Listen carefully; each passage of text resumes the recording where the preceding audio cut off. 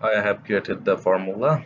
Now we can put any number here and this column will change automatically. You can see I'm just pasting here like something extra character.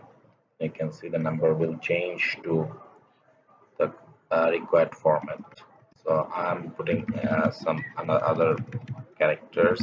You can see, or something else. You can see everything will change as per the formula.